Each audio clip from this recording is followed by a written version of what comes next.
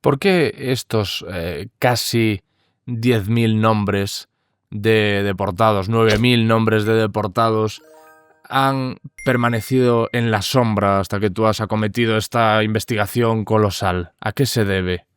A alguien le chocará que digas esto, ¿no?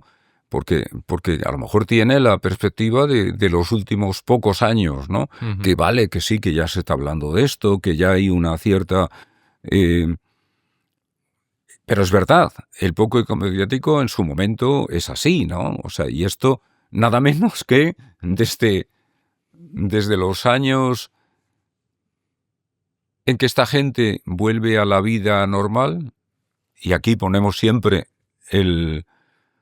la observación, bueno, vuelven, no, la mayor parte no vuelve nunca. Esto es importante decirlo también. Es decir, en el caso de...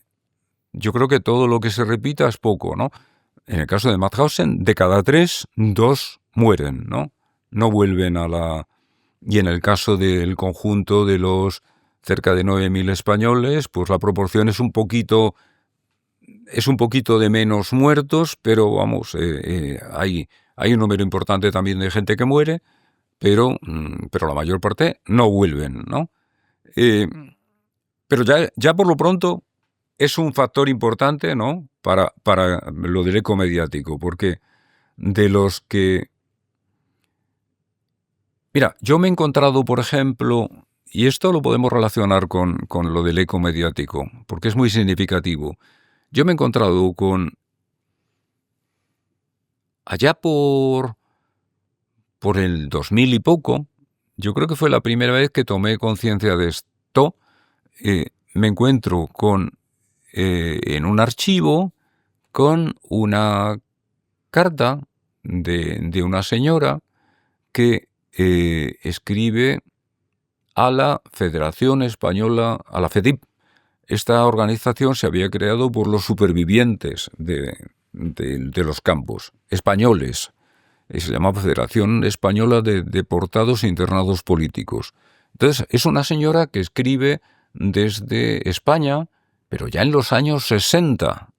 Y a esta organización que bueno, es de los supervivientes de los campos, y les dice que bueno, que a ver si pueden ayudarla porque intenta saber lo que pasó con un hijo suyo, y bueno, y les dice, pues díganme lo que pueda ser, ¿no?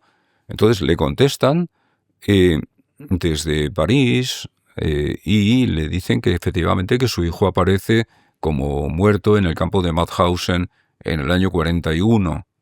Y cuando veo esto, es que hay que darse cuenta, han pasado casi 25 años desde la muerte del hijo, cuando se entera esta señora, que se llamaba Virtudes Domínguez, y que escribía desde Puerto de Motril.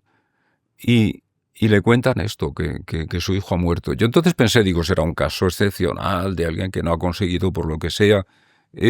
Yo después me he encontrado particularmente, o sea, yo personalmente, con unos 15 casos de familias que no han sabido nada hasta, bueno, en algunos casos hasta el 2007, 2009, no habían tenido ninguna noticia de lo que había pasado pues a veces con un hijo, con un padre. O sea que ya es muy significativo porque ha habido ese corte en la comunicación, ese vacío total, hasta el punto de que algunas familias no se han enterado nunca. Yo estoy seguro que me consta que aparte de estos 15 casos que yo he vivido directamente, me consta que ha habido otras personas que han tomado contacto con otros que no sabían nada. No es lo más habitual. Hay que decir que esa organización, por ejemplo, como os he dicho, la FEDIP, se ocupó de intentar hacer llegar noticia a todas las familias en España. Y normalmente eso llegó, pero en algunos casos no llegó. Y entonces, bueno, esto ya te da una idea de que sí, ya a escala particular, muchas familias no se enteraron nunca, pues qué demonios va a haber una conciencia así general, ¿no?, de esto. Y hay muchas cosas que lo explican, ¿no? Los libros que hubieran podido hablar de esto, pues normalmente no se publican ya en España hasta los años 60 e incluso 70. Eso ya te dice algo, ¿no? Después ya, hombre, Por ejemplo, el libro de Montserrat Roig, Los catalanes en los campos nazis, se publica en el año 78, creo recordar. Había habido algunas otras publicaciones antes, ¿no? Y por ejemplo, a raíz de eso incluso aparece en la televisión, algo en España, con lo cual, bueno, pues sí que había un cierto conocimiento ya puntual. Yo me acuerdo ahora, por ejemplo, de que alguien que luego fue un gran amigo, Jordi Riera se llamaba, ha muerto hace pocos años, él se entera de que su padre, al que consideraban, pues, del que sabían que había desaparecido, entre comillas, después de la Guerra Civil, sabían que había estado en Francia, pero después se pierde el rastro de su padre. Se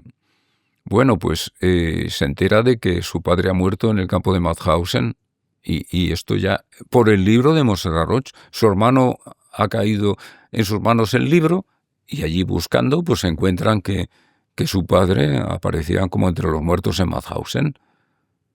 O sea que eso nos da una pista un poco de qué forma tan como pequeñas gotas sueltas de agua que caen de forma esporádica, pues se va tomando poco a poco conciencia de esto. Claro, ya hay esos libros, hay programas en la televisión. Yo recuerdo, por ejemplo, que un programa que fue bastante importante en su día, que se titulaba Vivir cada día, esto en televisión española, pues se difunde. Yo creo que esto en los años 80, y ahí participaron varios de los supervivientes de Mauthausen. Y en este Vivir cada día incluso se desplazaron al campo de Mauthausen y pues reconstruyeron situaciones que habían vivido estas personas allí. Ahí aparecen algunos que yo he conocido después, por ejemplo, Mariano Constante, que publicó varios libros. Aparece también, por ejemplo, José Gea Pujante, que murió en Zaragoza hace pocos años. O sea que van surgiendo poco a poco